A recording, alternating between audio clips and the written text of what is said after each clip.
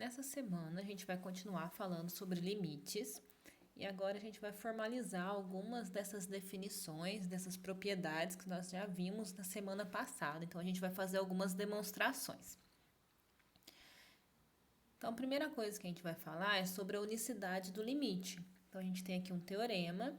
Esse teorema ele diz que se o limite, quando x está tendendo a x0 de uma função f, é igual a L1 valor aí, e o limite, quando x está tendendo a x0 da função f de x é igual a um L2, então esses dois valores são iguais. Então, o que a gente está dizendo aqui? Que se eu encontrei um valor para o limite, quando x está tendendo a um determinado x0 aí, só existe um único valor. Não vai acontecer da gente calcular o limite de uma função e encontrar dois valores diferentes. Sempre existirá um único valor de limite para um determinado ponto aí. Como é que a gente faz essa demonstração? Para mostrar isso, para justificar esse teorema, a gente vai supor aí, a gente vai pegar um valor L1 diferente de L2. Então, são dois valores aí para o nosso limite. Nós estamos supondo que existem dois valores diferentes para o limite, né? A gente vai demonstrar aí por absurdo. Então, eu estou pegando um valor de epsilon. Esse valor de epsilon aí é a distância de L1 até L2 dividido por 2. Então, a média aí desses números, né? Estou pegando em módulo para esse valor ser positivo. Como o limite da f de x é igual a L1, né, por hipótese, então a gente sabe que existe um determinado delta, que eu estou chamando de delta 1, tal que a distância de x até x0 é menor do que esse delta 1, então a distância de f de x até L1 é menor que epsilon. Isso é a definição de limite que a gente viu na semana passada, certo? Estou usando a definição aqui. Só que a gente também está supondo aí que L2 também é um valor para esse limite. Então, a definição de limite vale aqui também para L2. Ó, eu pus L1 aqui, que é L2, tá, gente? Como o limite da f de x, quando x tende a x0, também é igual a L2, então vai existir um outro delta, que eu estou chamando de delta 2, de tal forma que a distância de x menos x0 é menor que delta 2 e implica que a distância da função até L2 seja menor que epsilon. Então, a gente tem duas informações, olha, tenho isso e isso. Então, quando x menos x0 é menor que delta 1 e delta 2, a gente vai ter que f de x, a distância de f de x até L1 e até L2 é menor do que epsilon. Então, o que eu vou fazer? Eu vou pegar um delta, onde esse delta é o menor valor entre delta 1 e delta 2. Por que eu estou fazendo isso? Porque na hora que eu pego esse menor valor, para esse delta, as nossas duas afirmações aí, elas ficam satisfeitas, né? Tanto a primeira quanto a segunda. Então, se x menos x0 é menor que delta, f de x menos L1 é menor que epsilon, e f de x menos L2 também é menor que epsilon. Então, o que eu vou fazer? Olha, eu vou pegar esse L1 menos L2 em módulo. Concorda comigo que eu posso escrever esse módulo como L1 menos f de x mais f de x menos L? Porque na hora que eu faço isso, tá vendo que eu somei e subtraí a mesma coisa? Isso aqui dá zero? Não faz diferença aqui na minha expressão? Ok? Então, eu vou separar esse módulo em dois.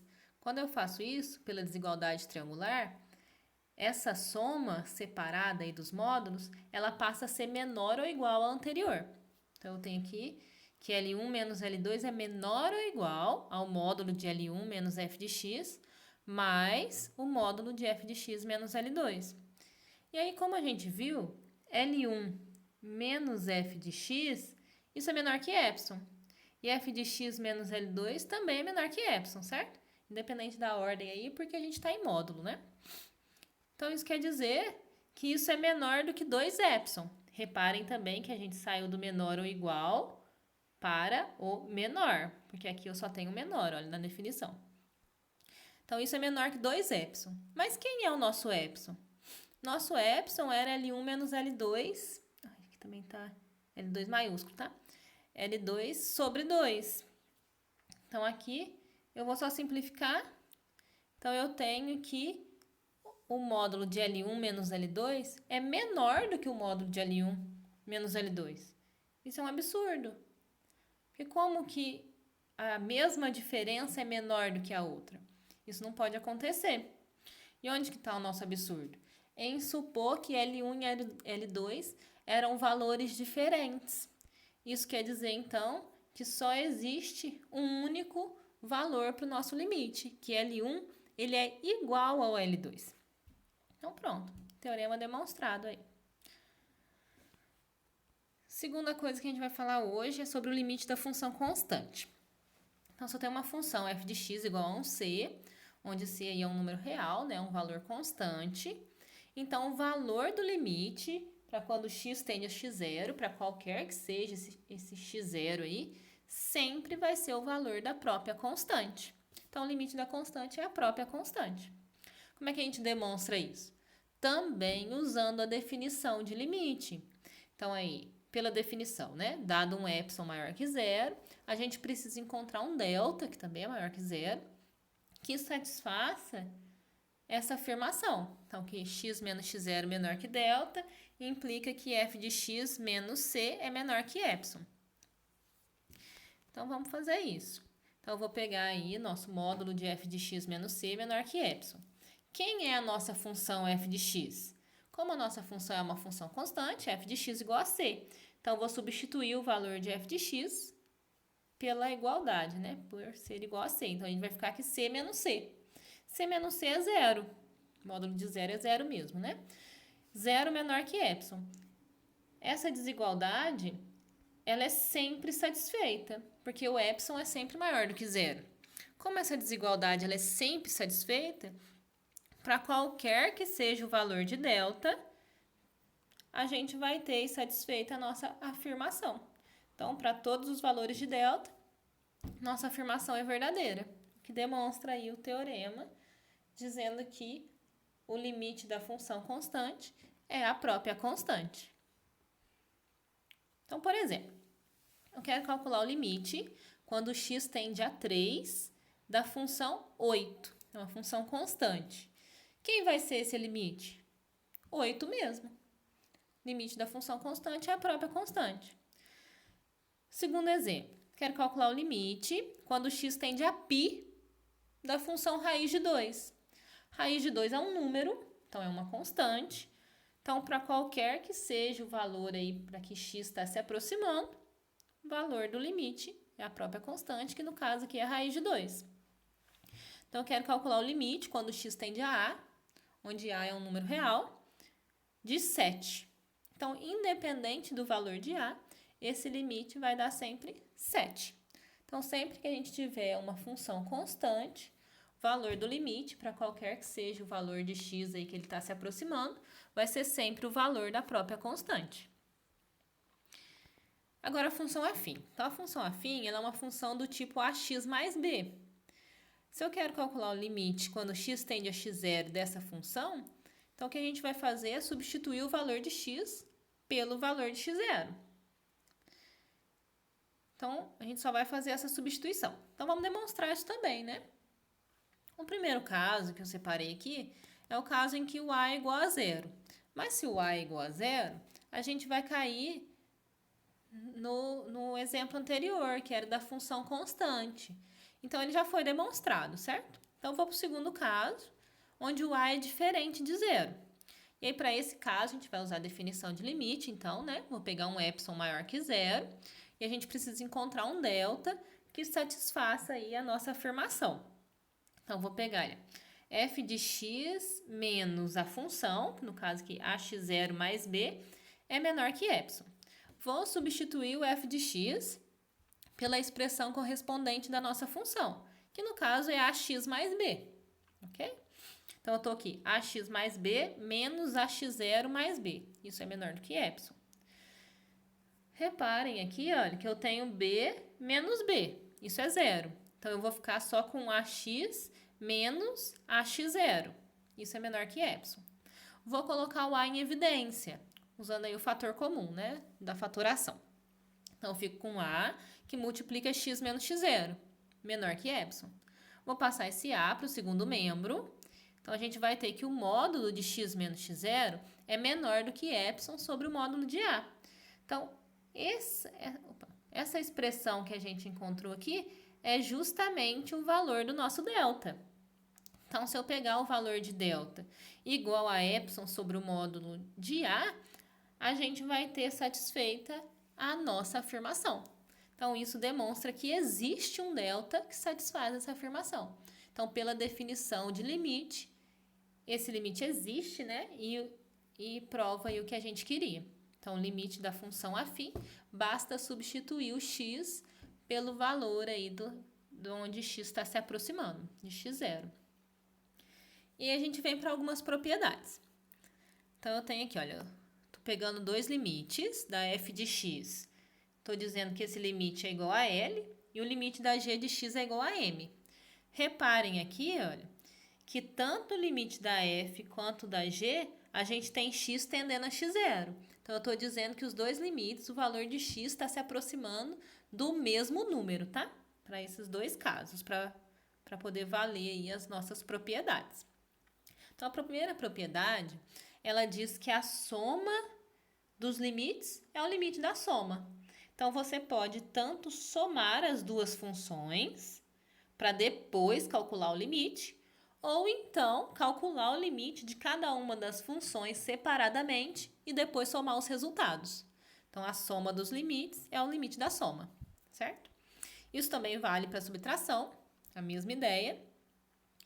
Para a multiplicação, também. Então, o limite de f vezes a g também é a multiplicação dos resultados do limite de cada uma dessas funções.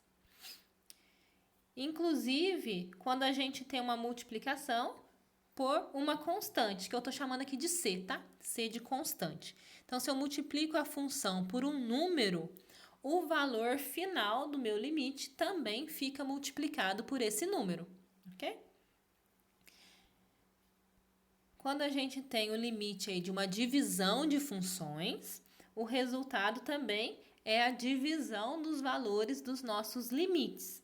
E aí aqui a gente tem uma ressalva aqui, desde que o valor de m seja diferente de zero, porque a gente não pode ter uma divisão por zero, tá? Se for igual a zero, a gente vai ver depois, tá? Como é que a gente vai fazer. E aqui o limite da potência também é a potência do limite. Tá vendo que vale todas as propriedades aí, né? Inclusive da raiz. A raiz do limite também é o limite da raiz. Então, listei aqui algumas propriedades que a gente vai usar aí, que vai facilitar as nossas contas aí usando o limite. Aí agora a gente vai falar sobre mais alguns teoremas. Então, o primeiro teorema, que é o da conservação do sinal. Esse teorema ele tem o seguinte enunciado. Se o limite quando x tende a x0 da f de x é igual a L e L é positivo, então existe um intervalo aberto, x0 menos delta, x0 mais delta, tal que f de x é maior do que zero, para todo x nesse intervalo, exceto possivelmente em x0. O que a gente está dizendo aqui? Eu estou dizendo que existe uma função. O limite para essa função, quando x tende a x0, é um valor positivo. Então, tem uma função qualquer. Tá? Essa é a função f. Quando x tende a x0, vamos supor aqui que eu tenho um x0 aqui. Eu tenho um valor para o meu limite, e esse valor é L. Eu estou dizendo que se esse valor for positivo, então, sempre vai existir um intervalo, por menor que seja esse valor de x0, tá? Sempre vai existir um intervalo onde a função ela vai ser positiva também. Então, eu vou ter um intervalo aqui também. Certo? Então, se o limite é positivo, existe um intervalo em torno desse ponto x0, né, que é o ponto do nosso limite, de forma que o valor da nossa função também é positivo. Então, por menor que seja o valor de L, sempre existe um valor menor que ele, que ainda é positivo.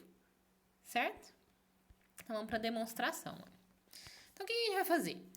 Eu vou pegar um epsilon, e esse epsilon é L sobre 2.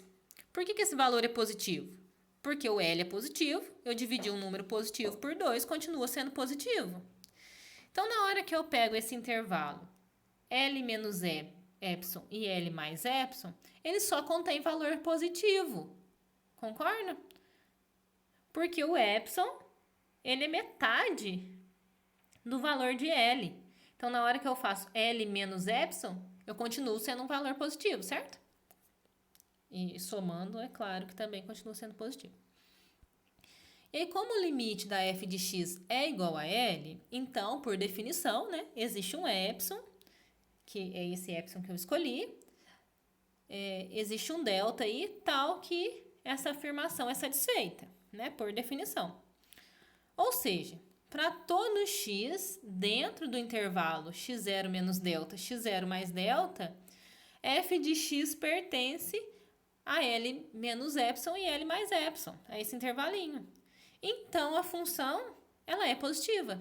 F de x é maior que 0 nesse intervalo. E pronto, é o que o teorema falava, né? Demonstramos aí o nosso teorema. Eu vou fazer uma observação aqui, que esse teorema ele também é válido para o caso negativo, tá? Então, a gente também pode mostrar que se o limite da função f, aí, quando x tende a x0 é igual a L, e L é um valor negativo, então também vai existir um intervalo em torno de x0, tal que a função é negativa, para todo x aí dentro desse intervalo, tá? É análogo aí ao anterior, tá bom? Aí o próximo teorema, que a gente chama de teorema da comparação. Então, o enunciado desse teorema. Seja f uma função aí, né, do conjunto A nos reais. E g uma outra função que também sai do conjunto A para os números reais. De tal forma aí que a função f, ela é sempre menor ou igual à função g, para todo valor aí no conjunto A, que é o conjunto dos domínios aí da nossa função, tanto f quanto g.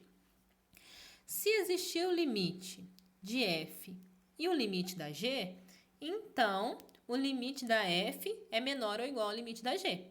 Então, o que eu estou dizendo? Se a função f é menor ou igual a g, o limite para qualquer valor aí que a gente esteja se aproximando também vai ser menor, que faz sentido, né? O que a gente vai fazer, então? Vamos fazer essa demonstração. Vamos fazer essa demonstração por absurdo. Então, eu vou supor que o limite é maior. Então, eu tenho aqui, por absurdo, o limite quando x tende a x0 de f de x é maior do que o limite quando x tende a x0 da g. Então, se esse limite é maior, olha, eu vou passar tudo para o mesmo membro, eu tenho que o limite da f menos o da g é maior que 0, certo? Eu passei aqui tudo para o primeiro membro.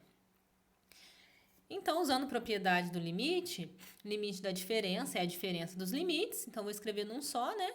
Limite quando x tende a x0 da f menos a g é maior que 0. Aí agora eu vou usar o teorema anterior, teorema da conservação do sinal.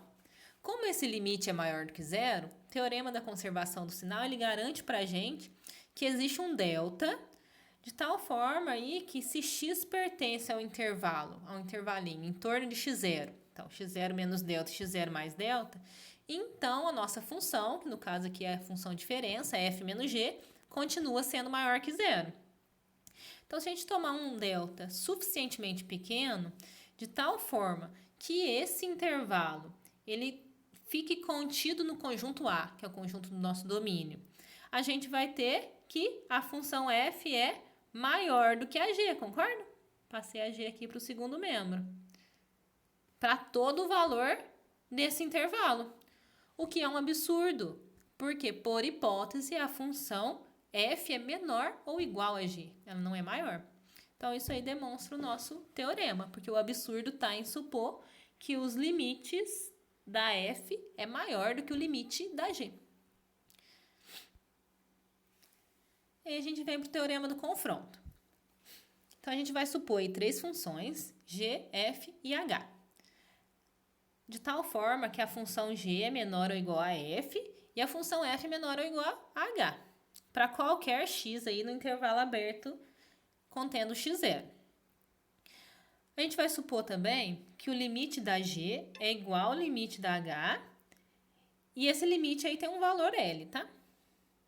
E aí, a gente vai concluir com isso que o limite da função f também é igual a L. Então, se as nossas funções g é menor ou igual a f, menor ou igual a h, e o limite da g é igual ao limite da h, então o limite da f também é igual a esse mesmo valor, que eu estou chamando de L aqui. Então, vamos para a demonstração. Então, eu desenhei aqui, olha, 3 funções. F, G e H. Então, a G menor ou igual a F, tá? Uma função qualquer, que é a que está em azul. A F aqui é a função intermediária, né? E a função H, que é maior do que F e G para todos os valores, aí maior ou igual, tá? Para todos os valores aí do nosso domínio. Então, eu tenho, pelo teorema da comparação, a gente tem aí que o limite da G é menor ou igual ao limite da F, que é menor ou igual ao limite da H. Porque a F, G e H têm essa propriedade. Então, o limite também continua tendo a mesma propriedade. E a gente sabe que o limite da função G é igual a L e o limite da função H também é igual a L, certo? Por hipótese aí do teorema. Então, vou só substituir, tá? Coloquei aqui. Se esses limites são iguais, olha o que acontece. Eu estou dizendo que o limite da f ele é menor ou igual a L e maior ou igual a L. O que isso quer dizer? Como é que um valor pode ser menor ou igual a alguma coisa e menor ou igual a outra coisa? O que a gente pode concluir com isso? Que esse valor ele tem que ser igual. Porque entre o menor ou igual e maior ou igual, o que coincide aí é a igualdade, certo?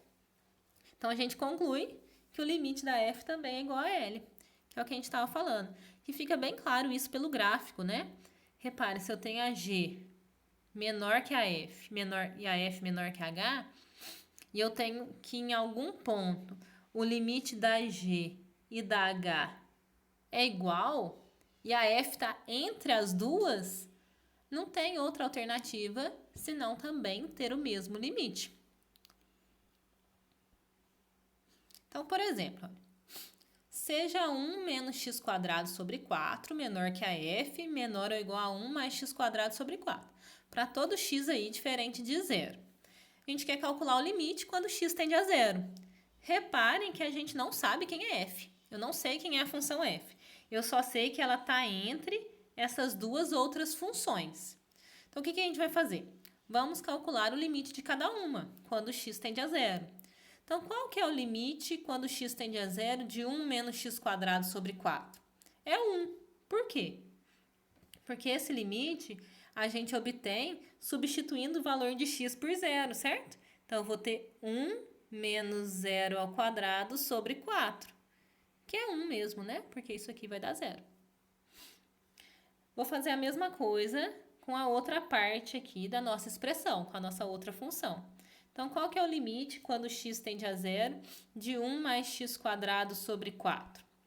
A mesma coisa, é só substituir. Então, 1 mais 0 ao quadrado sobre 4 é 1 mesmo, porque isso aqui também vai dar zero. Então, aqui, o que a gente tem? Este limite deu 1 e esse limite também deu 1. Então, a nossa f, ela está entre o mesmo valor. Então, 1 é menor ou igual a f, que é menor ou igual a 1. Então, qual que é o valor do limite aí quando x tende a zero para a nossa função f? 1. Ok? Então, a gente está usando aí o teorema do confronto para poder concluir isso. Mesmo sem saber quem é a função f, a gente está calculando o limite quando x tende a zero, baseado aí no teorema do confronto. Agora, a gente tem uma definição, que é da função limitada. A gente diz que uma função g de um conjunto A nos reais é uma função limitada quando existe um número k positivo, tal que a função g ela é menor ou igual a esse número para todos os valores do nosso domínio. Então, isso quer dizer que ela é limitada, existe um limite, né? Ela não passa daquele valor. O que que eu estou falando isso? Porque o próximo teorema a gente vai precisar saber o que é uma função limitada. Então, esse teorema ele diz que se o limite da f de x, quando x tende a x0, for igual a zero, e g é uma função limitada, então o limite da multiplicação dessas duas funções também é igual a zero. Então, aqui a gente tem, né, que o limite da f é zero e g é limitada. A gente já viu pela propriedade dos limites que o limite da multiplicação é a multiplicação do limite. Então, zero vezes alguma coisa vai dar zero. Mas a gente tem que tomar um pouco de cuidado com isso, porque vai dar zero quando a função g for limitada. Quando não for, nem sempre, tá? E a gente vai ver isso depois também. Então, sempre que a gente tiver uma função cujo limite é zero, que estiver sendo multiplicada por uma função limitada, o resultado é sempre zero. Então, por exemplo, eu tenho aqui limite quando x tende a x0. Aliás, não é x0 aqui, tá? É zero. Limite quando x tende a zero da função x vezes seno de 1 sobre x. Então, a primeira parte, x, limite é zero. A segunda parte, que é a função seno, é uma função limitada. A função seno, ela varia de menos 1 até 1. Então, ela está limitada aí, o limite dela é 1, né? Ela está sempre abaixo de 1. Se eu estou multiplicando zero por uma função limitada, resultado do nosso limite é zero. Segundo exemplo. Eu tenho aí uma função g, uma função com condições. Então, essa função ela é 4 se o x for maior do que 2 e menos 3 quando o x é menor do que 2. Então, aqui eu tenho 2. Ó. A nossa função é a seguinte. 4, tá? A nossa função é uma função constante. Quando x é maior do que 2, ela é igual a 4. Quando x é menor do que 2, ela é igual a menos 3. Então, ela vem aqui embaixo, certo? E aqui ela tem um pontinho aberto, tá? Por que essa função é limitada? Essa função, se eu pegar aí o meu valor de k como sendo 4, todos os valores dessa função estão sempre abaixo de 4, ok? Então, é uma função limitada. Então, g é limitada. Se g é uma função limitada, reparem também que x menos 2 ao quadrado. Quando x tende a 2, eu vou ter 2 menos 2, que é 0. 0 ao quadrado é 0 mesmo. Então, a gente está multiplicando 0 por uma função limitada. Sendo assim, o resultado é 0.